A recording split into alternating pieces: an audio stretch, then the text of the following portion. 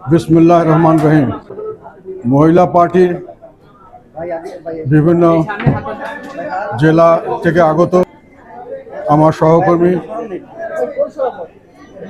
বোনেরা, উপস্থিত জাতীয় পার্টির ইরশাদ প্রিয়, লাঙ্গল প্রিয় আমার সহকর্মী ভাই বন্ধু বোনেরা, আসসালামু আলাইকুম।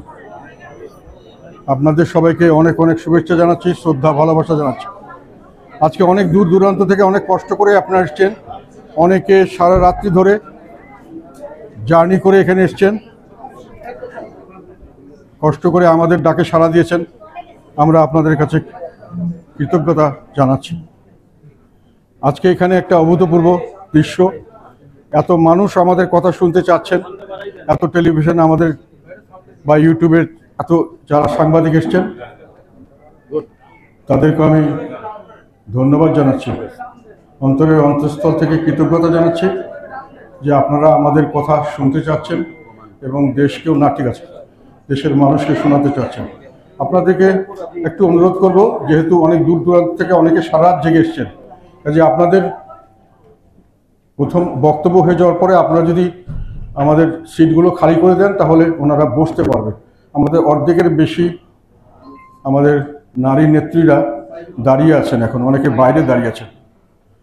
তো আপনাদের কাছে কৃতজ্ঞতা জানাচ্ছি, একই সঙ্গে ওই অনুরোধ থাকলো যে বক্তব্য আমি দেওয়ার পরে তো সাধারণভাবে আমাদের নিজস্ব আলাপ আলোচনা হবে, সমস্যা দিয়ে নিয়ে আমরা কথা বলবো, ফলে সেখানে হয়তো আপনাদের উপস্থিতি প্রয়োজন পড়বে না, আপনারা হয়তো থাকতে চাইবেন না, তার একটু অনুরোধ করলাম। আমরা আজকে যে জাতীয় আমাদের মহিলা পার্টির থেকে এখানে বিভিন্ন জায়গা থেকে আমরা আহ্বান করে এখানে নিয়ে এসেছি তাদের সঙ্গে মত বিনিময় করার জন্য। এটা হলো সামনের দিকে আমাদের সাংগঠনিক কাজকর্মগুলোকে আবার নতুন করে আমরা চেষ্টা করছি যাতে করে সংগঠিত করতে, যেটা নির্বাচনকে সামনে রেখে। সামনে ফেব্রুয়ারি মাসে একটা নির্বাচন হবে বলে বর্তমান সরকার ঘোষণা দিয়েছেন, শিডিউল এখনো দেওয়া হয়নি। যাই হোক, নির্বাচন সেখানে ফেব্রুয়ারিতে হোক আর তার আগে পরে যাই হোক, আমাদের নির্বাচনের প্রস্তুতি নিতে হবে। আমরা পর্যায়ক্রমে সকল অঙ্গ সংগঠন, দল, বিভিন্ন জায়গার এলাকার সঙ্গে প্রতিদিনই মত বিনিময় করছি। সংগঠনগুলোকে পুনরায় যেটা পুনর্গঠন করা দরকার, পুনর্ভাবে আবার বিবেচনা করা দরকার, এগুলো নিয়ে কাজ করছি নির্বাচনকে সামনে। তবে ফেব্রুয়ারি মাসে যে নির্বাচনটি নিয়ে এত আলাপ আলোচনা হচ্ছে, সেটার বিষয়ে আমাদের মতামত হলো এটা সঠিক অর্থে ঠিক নির্বাচন হচ্ছে বলে আমরা মনে করছি না। এটা নির্বাচনের নামে কিছুটা প্রহসন হচ্ছে বলেই আমার বিশ্বাস। কেননা যেটা আমরা শেখ হাসিনা সরকারের যে নির্বাচনকে নিয়ে আমরা এত সমালোচনা করেছিলাম, যে শেখ হাসিনা নিজের দলের সঙ্গে দলের একটা নির্বাচন করেছিলেন, যেখানে দল তার প্রতিপক্ষ নিজের দলের লোকের সঙ্গে কম্পিটিশন করেছিলেন। সামান্য কিছু ব্যতিক্রম ছিল, আমাদেরকেও সেখানে ওরা নিয়ে এসেছিলেন কিছুটা বাধ্য করে। এখনও মোটামুটি সরকারি দল এবং আধা সরকারি দল, এই দুটোর মধ্যে নির্বাচন হচ্ছে। সাধারণত এই ধরনের নির্বাচনে একটা পক্ষ যদি একেবারে নিউট্রাল গভর্নমেন্টের আন্ডারে হয়, নিরপেক্ষ, তাহলে এক পাশে থাকে এক পক্ষ আর এক পাশে থাকে তার প্রতিপক্ষ।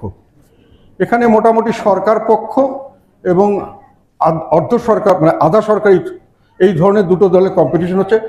প্রতিপক্ষ যেমন শেখ হাসিনা ছিল দলের লোকের সঙ্গে দলের লোকের প্রতি, এখানে সরকারি দলের সঙ্গে আধা সরকারি দলের কম্পিটিশন।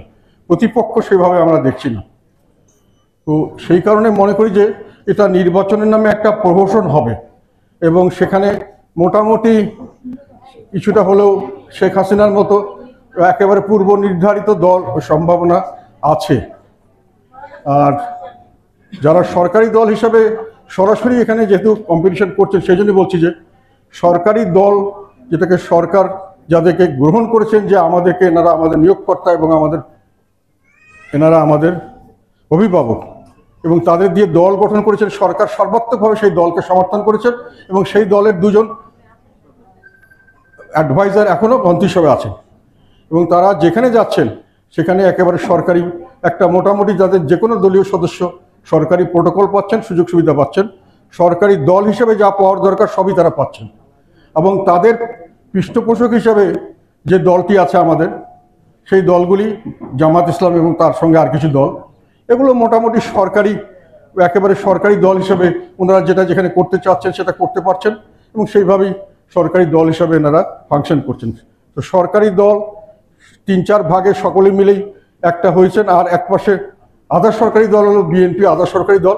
এরা করে 100% সরকারকে কন্ট্রোল করতে পারছেন না, কিন্তু মোটামুটি 50 ভাগের বেশি হলেও তারা সরকারকে কন্ট্রোল করছেন। তো সরকারের সঙ্গে সরকারের নির্বাচনের জায়গায় সরকারের সঙ্গে আধা সরকার, এই ধরনের একটা নির্বাচন হচ্ছে। আর বাইরে তখনও 50 ভাগের বেশি মানুষকে এই নির্বাচন থেকে বাইরে রাখা হয়েছিল, এখনও 50 ভাগের বেশি মানুষকে এই নির্বাচন থেকে বাইরে রাখা হচ্ছে। কাজে নির্বাচনের, যদি ওটাকে খারাপ নির্বাচন বলা যায়, এটা যে ভালো নির্বাচন হবে এরকম মনে করার কোনো কারণ নেই। সরকার কোনো ক্রমেই নিজেকে নিরপেক্ষ দাবি করতে পারেন না এবং সেইভাবে ওনারা চেষ্টাও করছেন না। এবং সরকার কোনো ক্রমেই অবাধ মানে হলো সকলের সঙ্গে সকলকেই আসতে দিতে হবে, সবাই মিলেই নির্বাচন করবে। সেই পরিস্থিতি শেখ হাসিনা একটা পরিস্থিতি সৃষ্টি করে এটা করেছিলেন। ওনারা একেবারে অ্যাডমিনিস্ট্রেটিভ অর্ডার দিয়েই ওনারা করছেন। একটা দলকে ওনারা সম্পূর্ণ বাদ দিয়েছেন, আমাদেরকে বাদ দিতে চেয়েছেন, এখনও ঝুলন্ত অবস্থা রেখেছেন। কিন্তু এখানে গিয়ে সমস্যা যেটা দাঁড়িয়ে গেছে সেটা হলো সরকারি দল আরও দীর্ঘদিন নির্বাচন ছাড়াই এইভাবে সরকারে থাকতে চাচ্ছেন। সরকারি দল মানে শুধু আমি অন্তর্বর্তীকালীন সরকার না, তাদেরকে যারা নিয়োগকর্তা এবং তাদেরকে যারা নিয়োগ করেছেন, নিয়োগকর্তা তারা যে সরকারি দল, ওরা দীর্ঘদিন ধরে আরও বেশি দিনে না কন্টিনিউ করার জন্য ওনারা ইচ্ছুক। সেখানে আবার আধা সরকারি দল বিএনপি আবার এটাতে ইচ্ছুক না। ওনারা মনে করেন যে ওনারা পুরো সরকারি দল হয়ে যাবেন একটা নির্বাচন হয়ে গেলে, যত তাড়াতাড়ি সম্ভব এই নির্বাচনটা ওনারা করার জন্য চাচ্ছেন। তো এইখানে সরকারি দল চেষ্টা করছেন যে কোনোভাবে এটাকে আমরা ঠেকিয়ে দিতে পারি কিনা, এবং সেইভাবে তারা কিছু বাহানা তৈরি করেছেন যাতে করে নির্বাচনটাকে তারা পিছিয়ে দিতে পারেন। সেখানে বিএনপির সমস্যা হয়ে গেছে যে সরকারি দলের সঙ্গে আধা সরকারি দল, সেখানে সরকারি দল যদি পার্টিসিপেট না করে, শুধু আধা সরকারি দল দিয়ে তো নির্বাচন হবে না। সেই কারণে জাতীয় পার্টির একটা ভূমিকা রাখার প্রশ্ন দেখা দিয়েছে এবং হয়তো সেই কারণেই আমাদেরকে নিয়ে একটা আন্দোলন চলছে। এক পক্ষ চাচ্ছে যে এই দলটি না আসুক, তাহলে সরকারকে ওরা, যেটা আমাদের মাননীয় প্রধান উপদেষ্টা বিভিন্ন জায়গায় বক্তব্য দিয়েছেন বিদেশি, যে অনেকে 5 বছর চাচ্ছে, অনেকে 10 বছর চাচ্ছে, অনেকে 50 বছর চাচ্ছে, ওই এজেন্ডাতে অনেকে আছেন। আবার আধা সরকারি দল বিএনপি এটা থেকে বেরিয়ে আসার জন্য তারা মনে করছেন যে একতরফা নির্বাচনটাকে যদি না করতে হয় তাহলে আমাদেরকে হয়তো জাতীয় পার্টিকে আনতে হবে। তারপরেও জাতীয় পার্টি নিয়ে নানান ধরনের ষড়যন্ত্র চলছে। সরকার একবার মনে করেছিলেন যে জিএম কাদের বিহীন জাতীয় পার্টি হলে এটা মানে বাঘ কিন্তু হাতে পায়ের কোনো নখ নেই, দাঁত নেই, এরকম একটা কিছু হলে ওনারা রক্ষা হবে, নিয়ম রক্ষা হবে যে একটা দল এসছে, কিন্তু ওর দলের যে শক্তি ওটা থাকবে না, ওটা তাদের জন্য কন্ট্রোল করার সুবিধা হবে। তো যাই হোক, এই পরিস্থিতিতে তবুও আমরা নির্বাচনের জন্য প্রস্তুতি নিচ্ছি। আমি শুধু এটা বলতে চাই যে পরিস্থিতি দেশে দাঁড়িয়ে গেছে, সেখানে আমাদের সবাইকে সামনের দিকে খেয়াল করতে হবে। আমাদের পরিষ্কারভাবে আমাদের দাবি থাকবে যে আমরা চাই নিরপেক্ষ সরকারের অধীনে একটি নির্বাচন হোক। সরকারি দল এবং আধা সরকারি দলের নির্বাচন কোনো নির্বাচন নয়। সেই নিরপেক্ষ দলের অধীনে যে কোনো দল নির্বাচন করতে চাইবে তাকে নির্বাচন করতে দেওয়া উচিত, এবং জনগণ ঠিক করবে কাকে আমরা বর্জন করব, তো আমরা তাকে গ্রহণ করব। অ্যাডমিনিস্ট্রেটিভ অর্ডার দিয়ে, নির্বাহী আদেশ দিয়ে কোনো দলকে নির্বাচন থেকে বাইরে রাখা বা কৌশল করে বাইরে রাখা, এই দুটোর মধ্যে কোনো পার্থক্য নেই। এই নির্বাচনগুলি গ্রহণযোগ্য নির্বাচন হবে না, এরপরে দেশে কোনো স্থিতিশীলতা আসবে না। এই নির্বাচনের দিন থেকে শুরু করে দেশে হিংসাত্মক কার্যকলাপ বাড়তে থাকবে, এবং যতই দিন যাবে যদি নির্বাচনটা ওরা করে ফেলতে পারেন তাহলে অশান্তি বাড়বে, এবং সেই অশান্তির মধ্যে কোনো বিনিয়োগ আসবে না, কোনো সাহায্য আসবে না, কোনো ইন্টারন্যাশনাল কোনো বড় বড় চুক্তি করা যাবে না, এবং দেশের অর্থনীতি বিপর্যস্ত হবে, এবং দেশে হানাহানি মারামারি কাটাকাটি চলতে থাকবে, এইটার কোনো শেষ হবে না, এবং সেটাতে দেশ একটা বিপর্যয়ের দিকে এগিয়ে যেতে পারে। কাজে আমি মনে করি এই নির্বাচনের আগে সবার চিন্তা করা উচিত, এইরকম সাজানো একতরফা নির্বাচনে আমরা যাব কি যাব না। সামনের দিকে সবাই মিলে আমরা একটি নিরপেক্ষ সরকার চাই কি চাই না। নিরপেক্ষ সরকারের অধীনে যদি একটা স্বাভাবিক নির্বাচন হয়, সেখানে জনগণ ঠিক করে যা কাকে কাকে কোথায় দিবে, সেইভাবে যদি একটা দেশ পরিচালিত হয়, সেই নির্বাচিত সরকার সঠিক অর্থেই দেশ পরিচালনা করতে পারবে। কেননা সবাই তখন শান্তিপূর্ণ পরিবেশ, সবাই স্থিতিশীলতার গ্যারান্টি অনেক বেশি থাকবে। আর যেটা সমস্যা এখানে দেখা দিয়েছে যে যারা সরকারি দল ওনারা বেশি দিন থাকতে চাচ্ছেন, কারণ হলো ওনারা দেশের উপরে তাদের সম্পূর্ণ নিয়ন্ত্রণটা নিতে চাচ্ছেন। তো দেশটাকে তারা একেবারে কবজাগত করতে চাচ্ছেন। তারা পুলিশ প্রশাসনে তারা দলীয়করণ করে ফেলতে করছেন ব্যাপকভাবে, তাদের লোক ঢুকিয়ে দিচ্ছেন, তাদের নির্বাহী বিভাগে তাদের লোক সবখানে ঢুকিয়ে দিচ্ছেন, বিচার বিভাগে তারা বিভিন্নভাবে, এবং বড় বড় প্রতিষ্ঠান, public service commission, human rights commission, নির্বাচন কমিশন, যেগুলো আছে সমস্ত কমিশনগুলোতে তারা নিজস্ব লোক বসিয়ে দিতে চাচ্ছেন, এবং একই সঙ্গে তারা দেশের সম্পূর্ণ সংবিধান এবং শাসন পদ্ধতি সবকিছু তাদের নিজের ছক মতো করার জন্য তারা উদ্যোগ নিয়েছেন। মানে সম্পূর্ণ দেশটাকে তারা নিজের কবজা করবেন, নিজের স্টাইলে চালাবেন এবং নিজের যেভাবে তারা ভালো মনে করবেন সেভাবে চালাতে চেষ্টা করবেন। এই উদ্দেশ্যে তারা সময় চাচ্ছেন, যত বেশি সময় পাবেন তারা শক্তিশালীভাবে করতে পারবেন। আমার কথা হলো, এই ম্যান্ডেট তাদেরকে কে দিয়েছে? এই নির্বাচনে আমরা ছিলাম। জাতীয় পার্টি আগা থেকে গোড়া পর্যন্ত শুধু নির্বাচনে নয়, তার আগে হাসিনা সরকারের বিরুদ্ধে যত ধরনের প্রতিবাদ করা দরকার, যত কিছু করা দরকার আমরা করেছি। আমাদের মানুষ শহীদ হয়েছে, আমাদের মানুষ জেলখানায় গেছে, আমরা বিভিন্নভাবে হেনস্থার শিকার হয়েছি, তথাপি কিন্তু আমরা সরকারের বিরুদ্ধে। কাজেই আমরা তো এই জুলাই আন্দোলনে শুধু না, তার আগের থেকে হাসিনা সরকারের বিরুদ্ধে যে কোনো আন্দোলনে, যে কোনো সময়, যে কোনো পথে জাতীয় পার্টি সোচ্চার ছিল এবং জাতীয় পার্টি সোচ্চার এখনো আছে। ফলে এইভাবে করে তারা নিজস্ব একটা কাঠামো তৈরি করে সেই কাঠামোতে তারা দেশকে সম্পূর্ণভাবে নিজস্ব ধ্যান ধারণা নিয়ে চালাবেন, সেইভাবে সব কিছু পরিবর্তন করবেন, এইটা আমরা মানতে পারি না। আমি মনে করি জনগণ তাদের কাউকে এই ম্যান্ডেট দেয় নাই, আমরাও জনগণের অংশ, আমরা তাদেরকে এই ম্যান্ডেট দেই নাই। আমরা বিশ্বাস করি যে জনগণই একমাত্র সকল ক্ষমতার উৎস, এবং জনগণই ঠিক করবে সেই জনগণ কি পদ্ধতিতে চলবে, কিভাবে না। তার জন্য যে সংবিধান আছে সেই সংবিধানের আলোকে যা কিছু পরিবর্তন তা করতে হবে। আমি এই কারণেই আমাদের কথা হলো যে সংস্কারের কথা বলা হচ্ছে মুষ্টিমেয় মানুষের সমর্থনে, সেই সংস্কারকে যদি জোর করে চাপিয়ে দেওয়া হয়, এই চাপানো সংস্কার কেউ মানবে না। দেশ একটা অশান্তি থেকে আরো অশান্তিতে যাবে এবং সামনের দিকে আমরা বড় ধরনের দুর্যোগে পড়ব, বড় ধরনের বিপদে পড়বে বাংলাদেশ। আমরা সেই দিকে যাচ্ছি কিনা এটা সকলের চিন্তা করে দেখতে হবে। ক্ষমতার লোভ অনেক ভালো, ক্ষমতা পটফল, আমি খুব সহজে ক্ষমতা পেয়ে গেলাম, অর্ধেক লোককে বাদ দিয়ে নির্বাচন করলাম এবং তারপরে কোনো কষ্ট করতে হলো না, বড় মন্ত্রী মিনিস্টার হলাম, ব্যবসা বাণিজ্য করে টাকা পয়সা করলাম।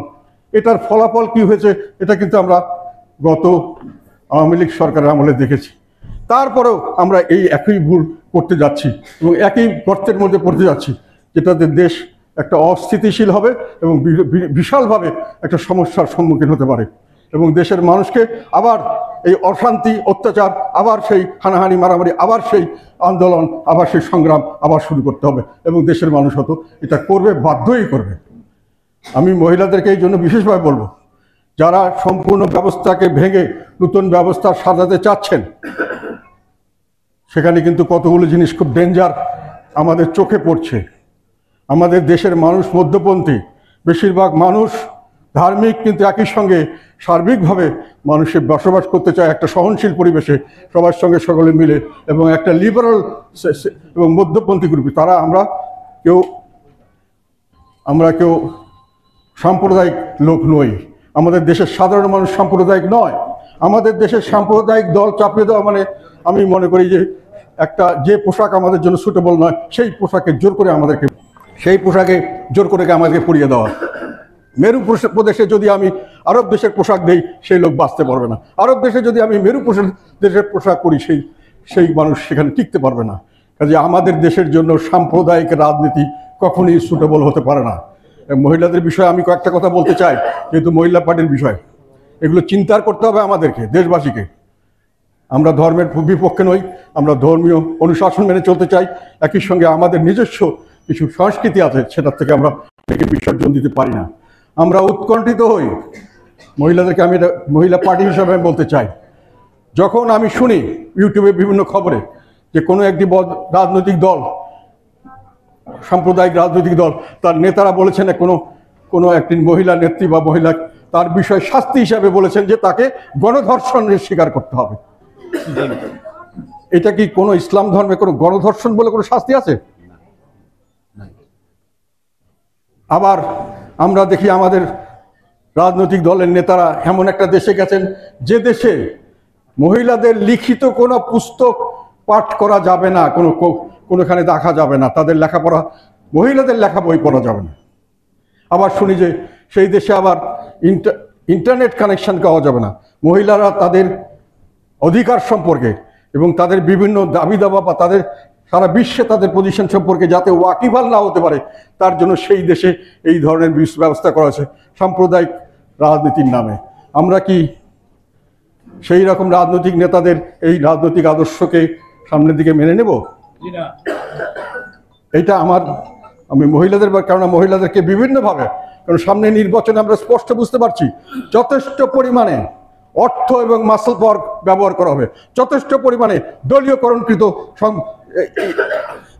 প্রশাসন এবং বিভিন্ন প্রতিষ্ঠানকে ব্যবহার করা হবে করে নিজের পক্ষে ভোট নেওয়া হবে, যেটা শেখ হাসিনা করেছিলেন। যারা ভোট দেয়নি বিএনপি জামাতের লোক, সেই ভোটগুলিকে উনি নিজের বাক্সে যাকে ইচ্ছা তাকে দিয়ে তাকে জয়ী করেছিলেন।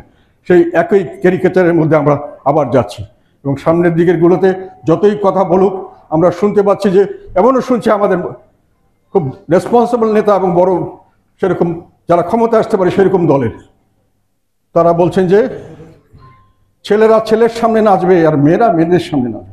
এটা কি বাংলাদেশের জন্য স্বাভাবিক বিষয়? এটা কি বাংলাদেশের মানুষ মানতে পারবে?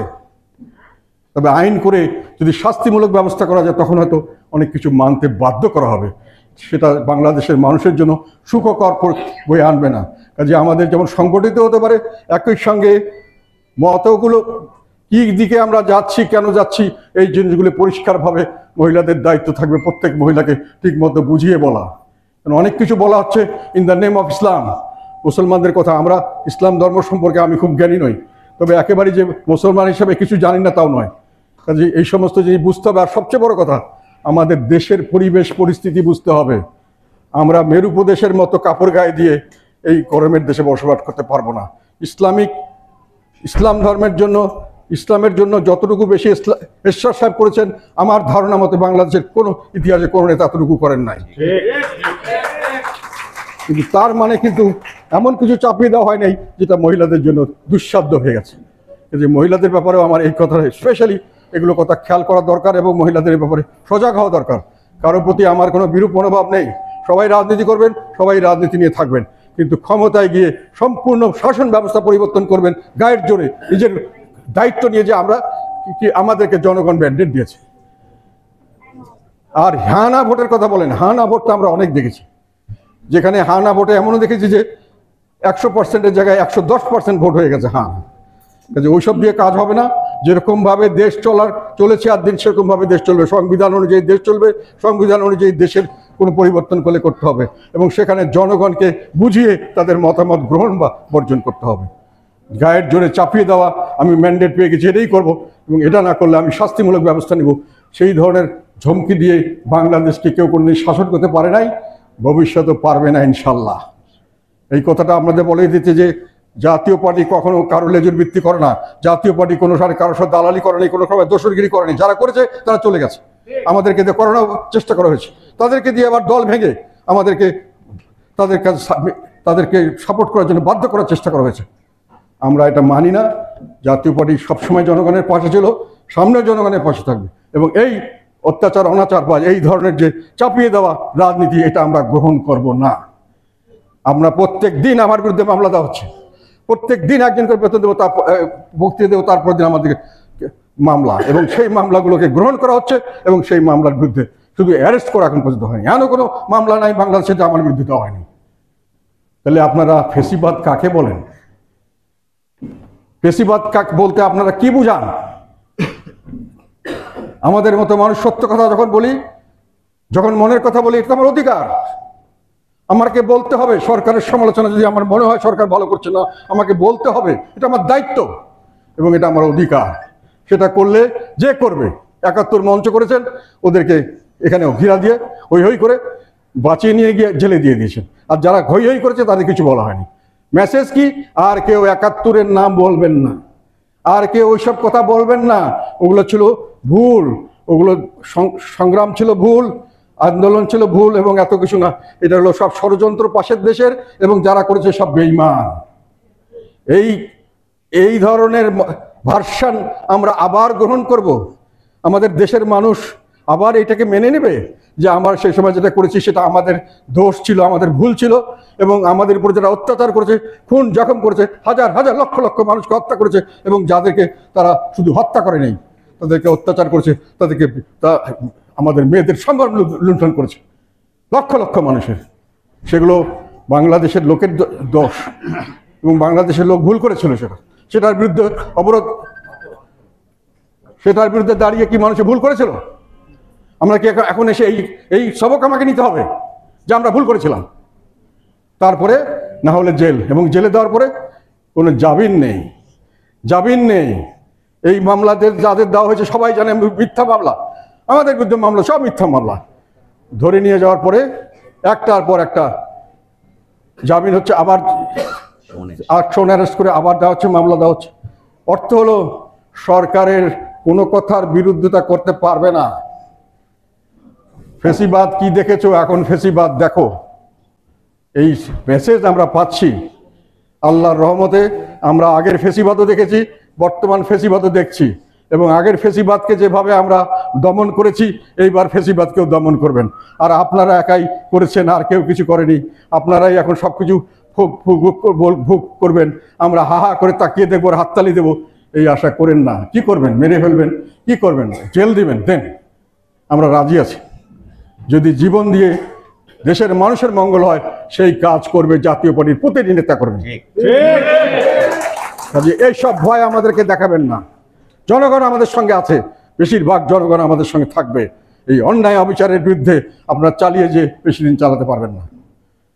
এই আর কি, মোটামুটি আপনাদের সকলের আমি মঙ্গল কামনা করছি, এবং এইসব বিষয়ে আপনাদের কাছ থেকে আমার মতামত জানতে হবে, এবং প্রতিটি জায়গায় শক্তিশালীভাবে থাকবেন। মহিলারা ঘরে ঘরে গিয়ে বলবেন যে জাতীয় পার্টি আপনাদের জন্য কাজ করছে। জাতীয় পার্টি যে রাজনীতি দিবে সেটা আপনাদের মঙ্গলের রাজনীতি। কখনো এই চক্রে পড়বেন না। এই চক্রে গিয়ে আপনারা ঘরের ভিতরে গৃহপালিত জন্তুর মতো জীবনযাপন করতে হবে।